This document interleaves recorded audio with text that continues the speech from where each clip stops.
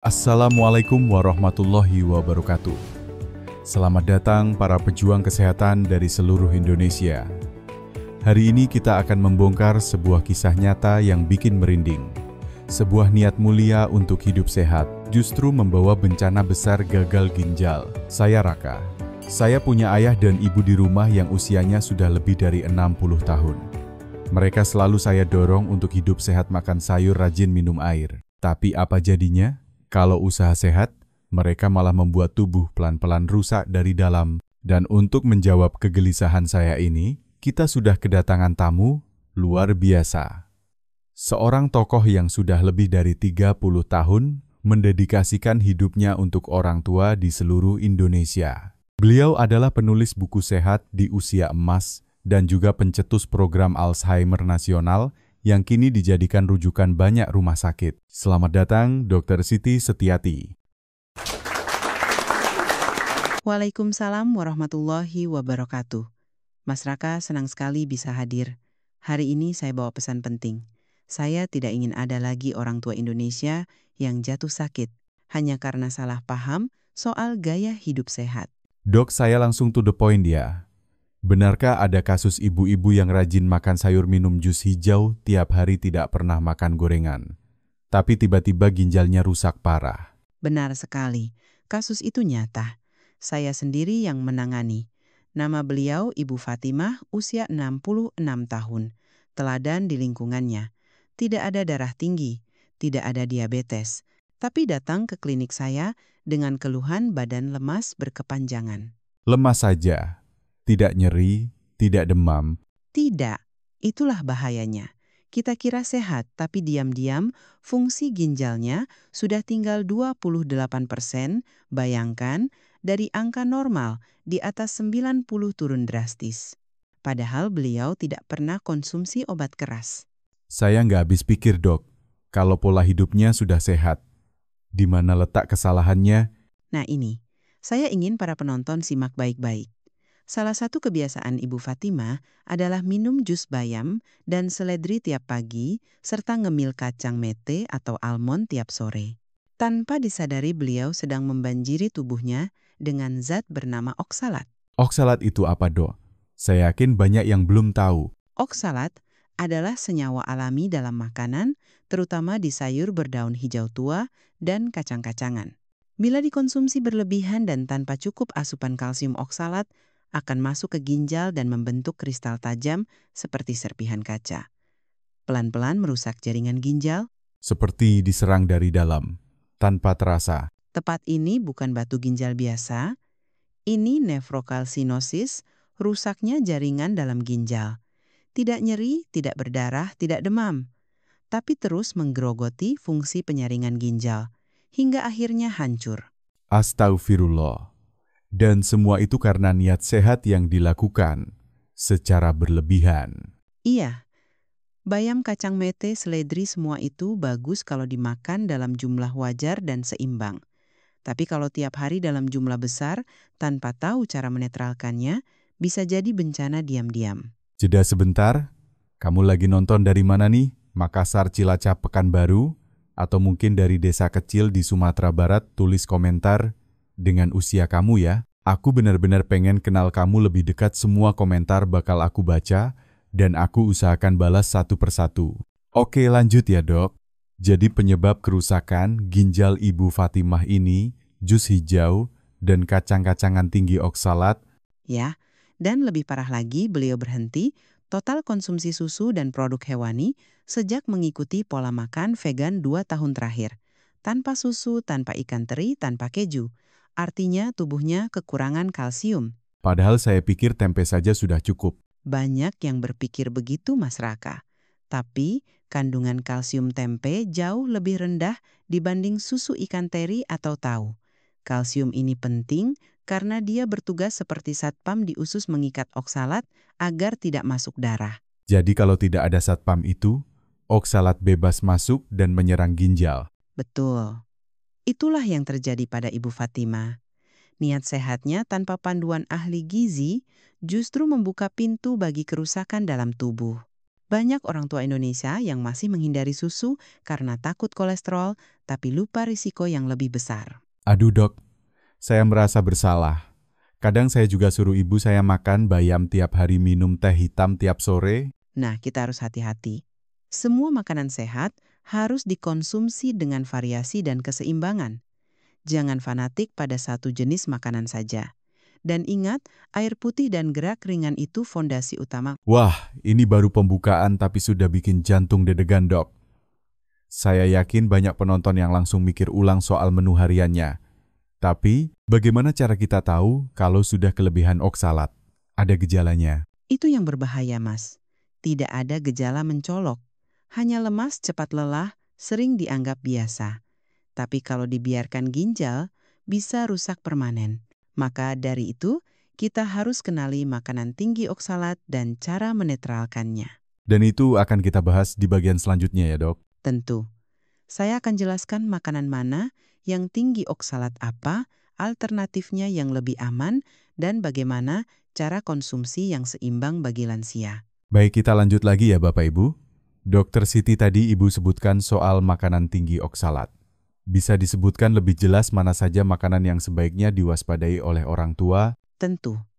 Ini penting sekali.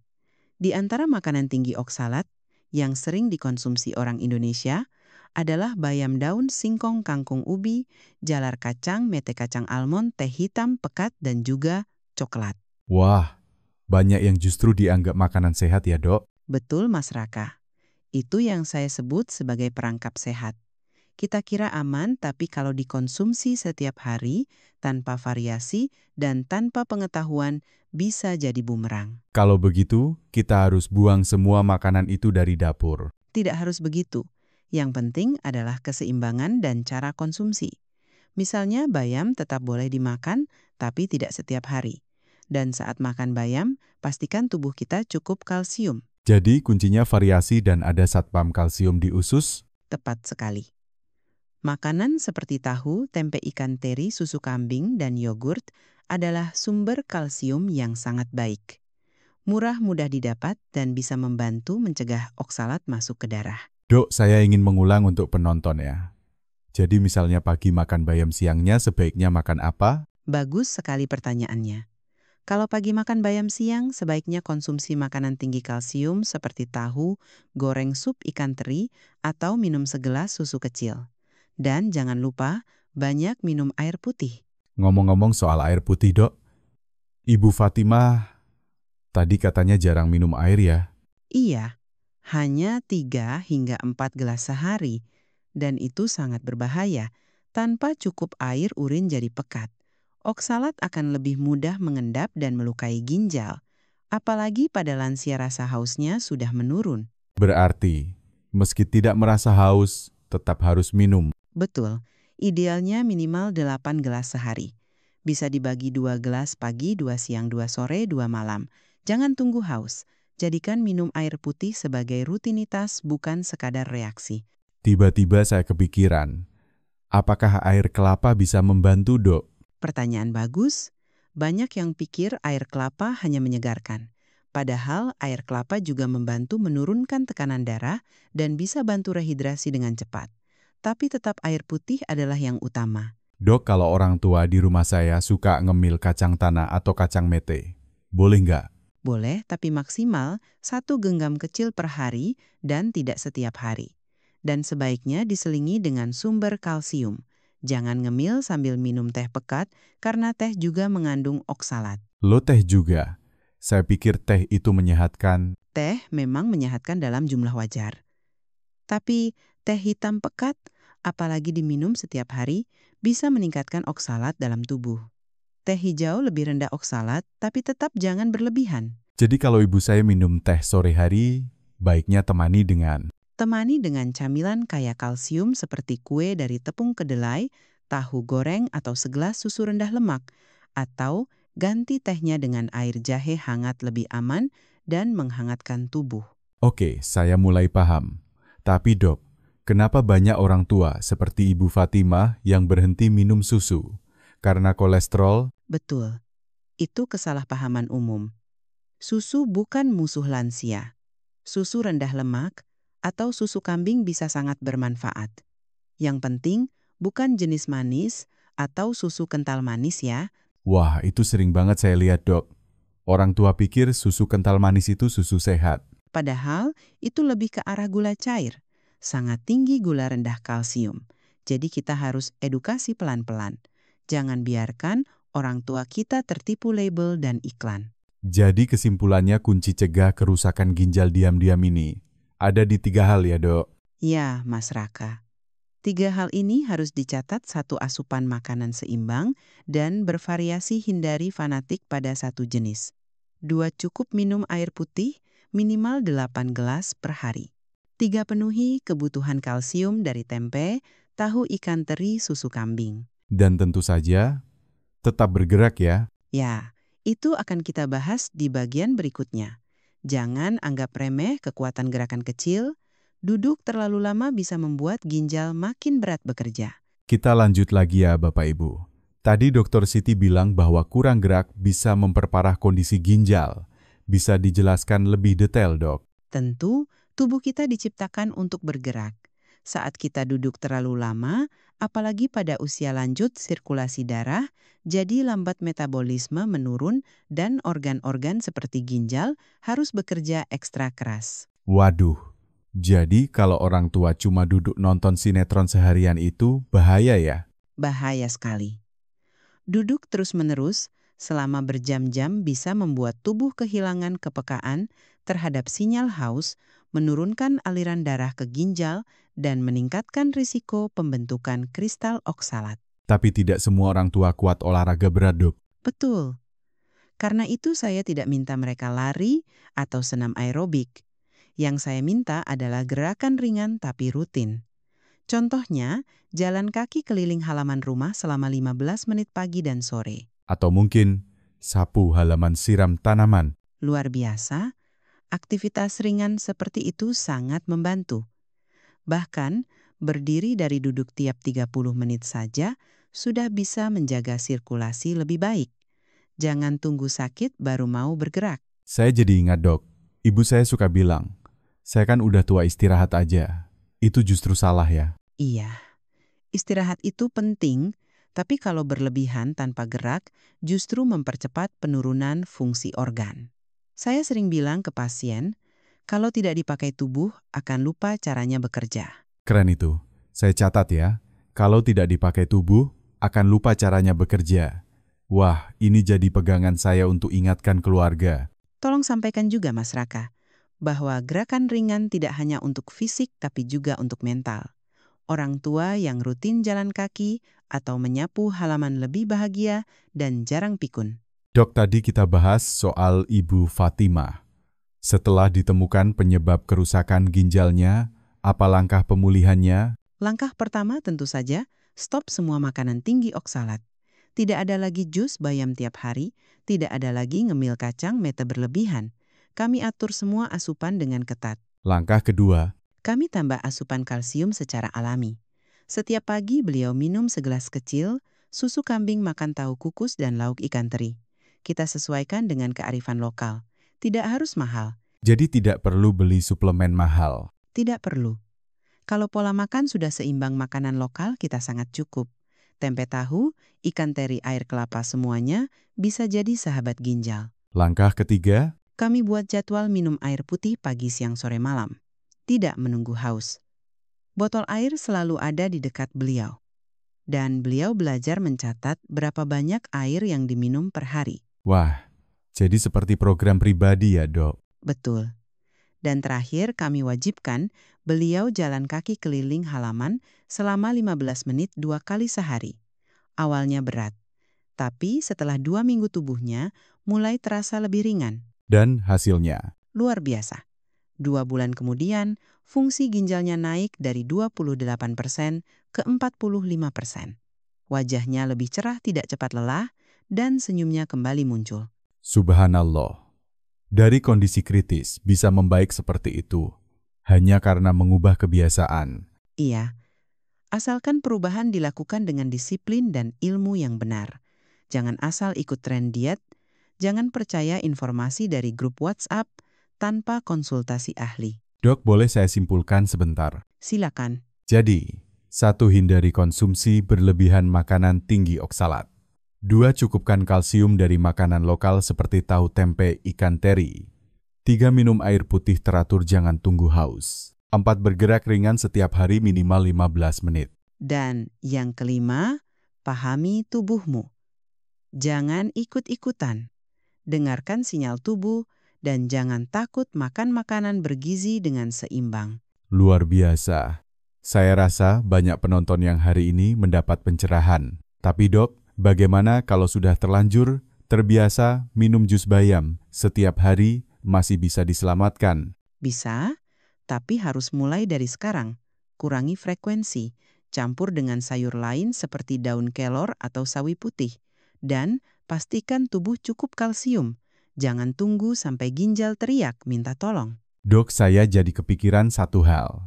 Di media sosial banyak yang mempromosikan minum jus hijau tiap hari sebagai detoks tubuh. Gimana menurut Ibu? Itu salah satu kesalahpahaman terbesar di era digital ini. Tubuh kita sudah punya organ detoks alami ginjal dan hati. Kita tidak perlu detoks tambahan kalau pola makan kita sudah seimbang. Jadi, minum jus hijau tiap hari justru bisa jadi racun. Kalau tidak diimbangi kalsium dan dikonsumsi berlebihan iya. Apalagi kalau isinya hanya bayam dan seledri. Kandungan oksalatnya tinggi sekali. Alih-alih membersihkan malah menyakiti ginjal. Sama seperti Ibu Fatimah. Betul, beliau hanya ingin sehat, tapi informasi yang didapat tidak lengkap. Niat baiknya berubah jadi malapetaka. Ini yang ingin saya cegah terjadi pada jutaan orang tua di Indonesia. Tapi dok, kadang orang tua sulit diyakinkan. Apalagi kalau sudah merasa saya nggak sakit apa-apa. Apa yang bisa kita lakukan? Itu tantangan besar. Karena itu, edukasi harus datang dari orang terdekat, anak-anak, cucu tetangga. Sampaikan dengan lembut, jangan menggurui tapi ajak berdiskusi. Tanyakan mau nggak sehat lebih lama dan tidak tergantung obat. Saya jadi ingin ajak semua penonton untuk tulis di komentar. Saya siap jaga orang tua saya dengan ilmu yang benar. Kita harus mulai gerakan ini dari rumah masing-masing. Amin. Dan kalau bisa ajak orang tua cek kesehatan ginjal minimal setahun sekali. Tidak harus mahal. Cek urin dan darah sederhana saja sudah cukup untuk deteksi dini. Dok, tadi kita bahas soal air putih. Tapi ada juga yang bilang kalau terlalu banyak minum air nanti ginjal capek. Itu benar. Itu mitos. Yang membuat ginjal capek bukan air, tapi zat-zat berlebihan yang harus dibuang ginjal. Air justru membantu meringankan kerja ginjal. Kecuali ada kondisi medis, khusus minum 8 gelas sehari justru dianjurkan. Dan soal makanan, apakah semua orang tua harus minum susu? Tidak harus susu sapi. Bisa diganti dengan susu kedelai fortifikasi susu kambing atau bahkan sup ikan teri. Yang penting tubuh mendapatkan sekitar 1000 mg kalsium per hari. Itu bisa dicapai dari makanan lokal? Tentu satu potong tahu bisa mengandung hingga 100 mg kalsium. Tempe ikan teri daun kelor, bahkan singkong rebus juga mengandung kalsium. Kita tinggal variasikan saja setiap hari. Jadi tidak perlu beli suplemen mahal? Betul, kecuali memang ada gangguan penyerapan. Tapi, untuk mayoritas lansia Indonesia, makanan rumahan sudah cukup. Yang penting, pola dan konsistensinya. Saya suka sekali dengan pendekatan Ibu. Praktis berbasis makanan lokal dan tidak membuat orang tua takut. Saya sudah 30 tahun keliling kampung-kampung Mas Raka. Saya tahu kekuatan tempe, tahu air putih, dan jalan kaki.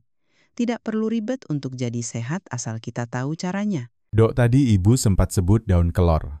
Saya dengar itu kaya nutrisi ya. Daun kelor adalah salah satu makanan lokal paling ajaib. Kaya kalsium zat, besi, vitamin A dan C. Bisa jadi pengganti bayam dalam jus atau sayur bening. Rasanya enak, manfaatnya besar.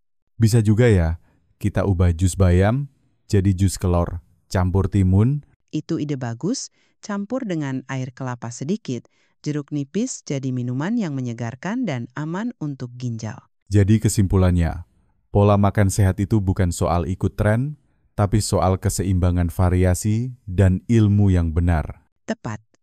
Dan yang terpenting jangan tunggu sakit dulu baru berubah. Saat tubuh masih sehat, itulah waktu terbaik untuk mulai perbaikan. Dok, saya jadi makin semangat nih. Tapi ada satu pertanyaan terakhir yang saya yakin banyak penonton juga penasaran. Gimana sih kita tahu kapan ginjal mulai terganggu? Kalau gejalanya diam-diam, Pertanyaan yang sangat penting. Fungsi ginjal bisa menurun tanpa gejala apapun selama bertahun-tahun. Tapi ada beberapa tanda halus yang perlu diwaspadai seperti mudah lelah meski tidak banyak aktivitas, nafsu makan menurun, kaki atau mata sembab di pagi hari, urin berbusa atau berubah warna, tekanan darah mulai naik tanpa sebab jelas. itu semua sering dianggap biasa ya, Dok. Seperti ya wajar namanya, juga udah tua. Dan itu yang berbahaya. Normal menua bukan berarti normal sakit. Kita harus belajar membedakan. Kalau ada satu saja dari gejala itu yang terjadi secara terus-menerus, segera periksakan diri. Dok, kalau kita mau cek ginjal harus cek apa? Cukup 2 hal, cek darah kreatinin dan cek urin lengkap. Tidak mahal. Bisa dilakukan di puskesmas atau klinik. Jangan tunggu parah dulu baru ke rumah sakit. Dan seberapa sering harus dicek? Untuk orang tua sehat di atas usia 60 tahun cukup sekali setahun.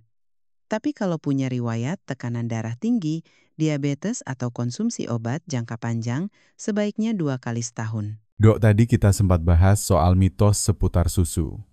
Ada mitos lain yang sering ibu temui soal ginjal. Banyak sekali. Salah satunya, kalau sering kencing berarti ginjalnya sehat. Ini tidak selalu benar. Kadang terlalu sering kencing justru menandakan ginjal tidak mampu menyimpan urin dengan baik. Wah, padahal saya sering dengar yang seperti itu. Sama seperti mitos, kalau urin bening berarti sehat. Tidak selalu, urin yang terlalu encer bisa karena terlalu banyak air tanpa elektrolit.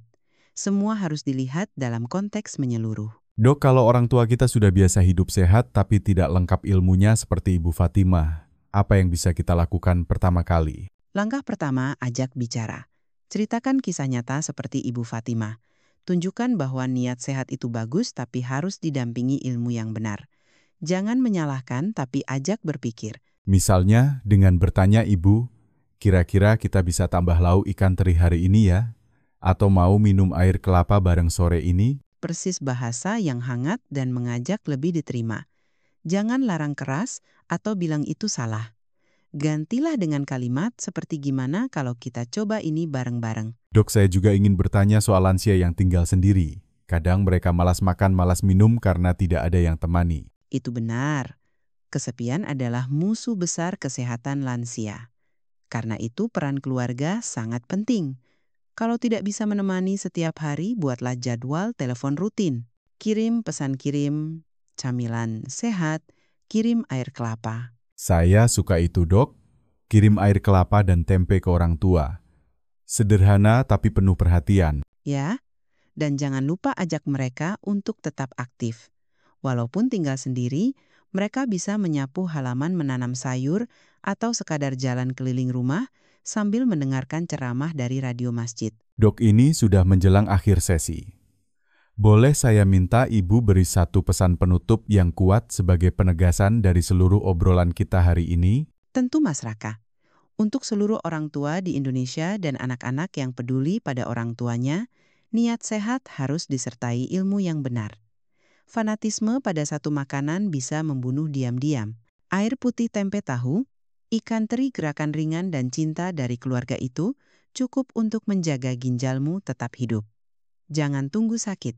Bertindaklah hari ini, karena tubuhmu adalah titipan yang harus dijaga, bukan dilukai dengan ketidaktahuan. Masya Allah, merinding saya dengarnya. Terima kasih banyak Dokter Siti. Saya rasa ini jadi pengingat besar buat saya pribadi. Dan semoga juga untuk semua penonton. Bapak Ibu, saya ingin ambil waktu 1 menit untuk ajak kita semua merenung. Hari ini kita sudah dengar kisah Ibu Fatimah.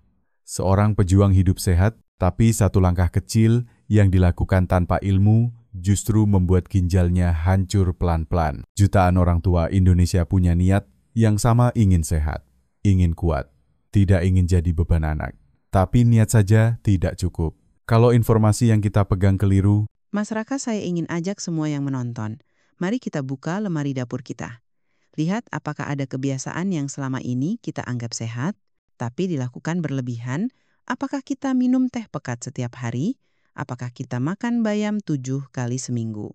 atau ngemil kacang sambil duduk nonton televisi. Tanpa air putih, tanpa gerak. Tanyakan pada diri sendiri, sudahkah saya cukup minum air putih hari ini? Sudahkah saya jalan kaki minimal 15 menit? Sudahkah saya makan tempe tahu atau ikan teri minggu ini? Kesehatan bukan soal mahal atau mewah, tapi soal konsisten disiplin dan tahu arah. Tempe bukan sekadar makanan kampung. Ia adalah pelindung ginjalmu, penyeimbang tubuhmu. Dan air kelapa bukan sekadar minuman pelepas dahaga, tapi juga penurun tekanan darah alami, penjaga hidrasi yang lembut bagi tubuh lansia. Bapak Ibu, yuk kita mulai dari yang paling sederhana. Letakkan 1 botol air putih di samping tempat tidur. Letakkan sepatu di dekat pintu agar ingat untuk jalan kaki. Letakkan tahu dan tempe dalam menu mingguan Anda. Saya ingin semua orang tua di Indonesia tahu terlambat bukan berarti tamat. Masih ada harapan, masih ada pemulihan. Asalkan dimulai hari ini. Sekarang juga, Kamu yang nonton video ini, tulis di komentar, saya siap hidup sehat dengan ilmu. Kita bangun gerakan bersama, dari dapur, dari air putih, dari langkah kaki kecil. Karena perubahan besar selalu dimulai dari hal kecil. terima kasih sudah mendengarkan. Semoga kisah Ibu Fatimah jadi cermin dan cahaya. Dan semoga setiap keluarga Indonesia bisa hidup lebih sehat, lebih bahagia, dan lebih panjang usia. Saya Raka. Dan saya, Dr. Siti Setiati. Sampai jumpa di talkshow berikutnya. Wassalamualaikum warahmatullahi wabarakatuh.